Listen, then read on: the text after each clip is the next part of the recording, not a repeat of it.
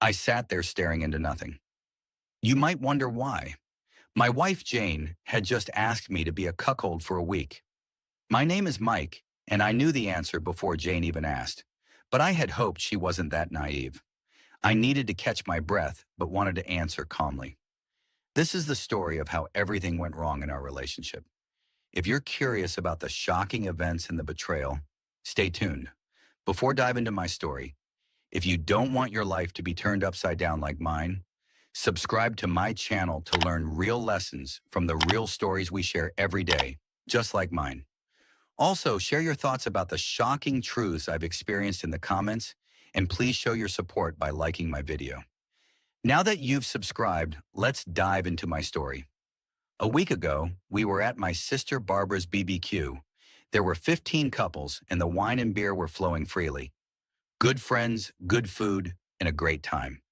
Suddenly, someone yelled, "Let's play Truth or Dare." My sister Barbara, the host, started the game by daring her husband Tim to massage Karen's feet. Karen's husband Jeff just laughed and told him to wash his hands afterward because Karen had hard, bad feet.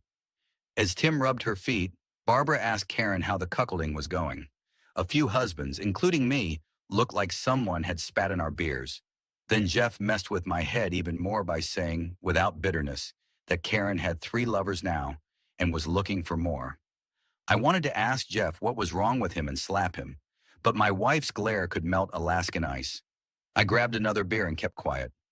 Where is Captain Morgan when you need him? I thought. Listening to this was going to be hard. After about 10 minutes of Jeff recounting how hot it was to see Karen being with other men, I headed to the bathroom. I was in there for about 20 minutes talking to myself. I had to keep my voice down, or people would think I was crazy. After calming down, I opened the bathroom door and found Barbara standing there with her hands on her hips, looking at me like I had ruined her BBQ. "What's up, sis?" I asked.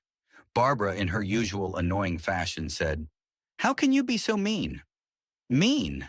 What are you talking about?" "I haven't done or said anything," I replied. Barbara then proceeded to tell me that Jeff was showing his love for Karen by allowing her to do this, and that when Karen finished exploring, they would be a stronger couple. "How is sleeping with other men going to make a couple stronger?" I asked. Barbara seemed taken aback by my bluntness. "Has Tim opened his mind to this new idea of marriage?" I asked Barbara. She admitted she hadn't asked him yet, wanting Jeff to break the ice with the other husbands first. For the first time in my life, I wanted to slap my sister. "Barbara, you must be out of your mind. If Tim agrees, I'll watch the kids while you're on your manhunting trips. But I'll never leave you alone with my wife again," I said and returned to the BBQ. Jeff was talking to Karen, Jane, and a few other wives. The guys were by the grill, waiting for me. Tim was the first to ask what I thought of the whole thing. "If Jane tries that, I'll be out the door before you can scratch your left nut. I will not put up with it, and if I find out she cheated or planned on cheating, I'll divorce her before her lover's scent dries," I said. After my outburst, Jane said it was time to go. We said goodnight to everyone and left. We lived about 45 minutes from my sister, so it was a long drive. Jane immediately said, "You shouldn't judge a lifestyle until you try it." I wondered if I wanted to start a fight or wait until we got home. Being an idiot, I chose to wait. The whole drive home, Jane talked about Jeff this and Jeff that. I wanted to tell her if she kept talking about Jeff, she could marry him. When we pulled up to the house, Jane started rubbing my leg. "Oh yeah, here comes the real makeout session," I thought. Needless to say, it was a good night, and the next morning too. Jane got intimate with me for 7 days straight, at least twice a day. But on the 8th day, the campaign began. "Mike, can I talk to you without you getting mad?" she asked. "Sweetie, after the week you just gave me, we can talk about anything, and I'll listen," I said. Jane looked worried but started with the usual. "Mike, you know I love you, right? I love you more and more each day, but I think we need to spice up our romance." Now, being me, I wanted to roll my eyes. "Okay, I'll let you finish before I say no," I said. Jane then asked if I loved her. If I truly loved her, I would become a cuckold for a week. She looked at me with big puppy dog eyes and a sad little girl expression. "Jane, I love you, and I would do anything for you. But the answer to this is a resounding no, I said and walked out. I went to my favorite sports bar, Angels. The bartender, Kevin, makes a hell of a Long Island iced tea. Kevin, start me a tab. I want a beer, a Long Island, and keep them coming, I said. As I drank away my pain, guess who walked in? Jeff and Tim. They took the stools on both sides of me and looked at me like I had passed gas. Mike, what's the matter with you? You almost screwed up the BBQ. We've been planning this for weeks, Jeff said. Tim patted me on the back and said, just listen, Mike. Tim and I have been filming Karen with the 3 guys she's been with. I'm playing along to get evidence for the divorce.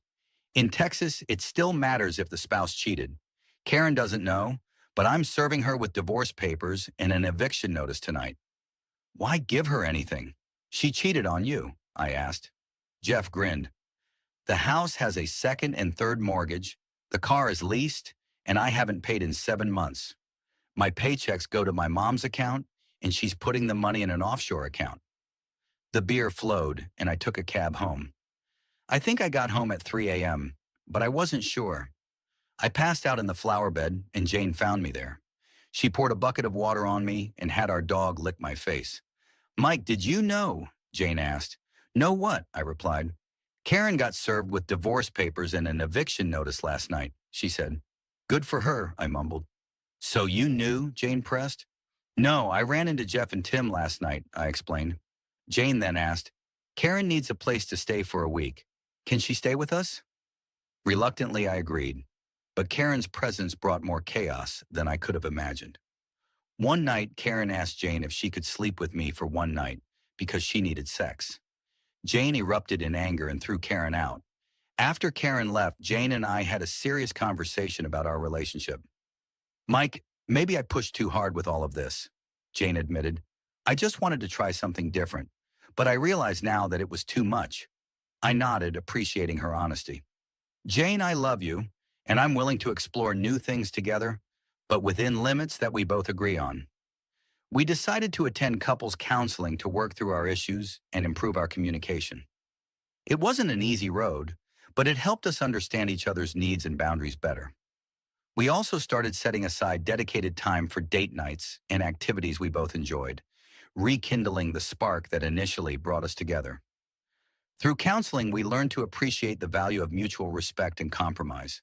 Jane no longer felt the need to look outside our marriage for excitement, and I became more open to discussing our desires and fears.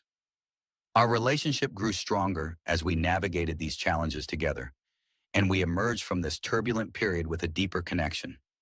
Jane and I realized that communication and mutual respect are the foundations of a strong relationship.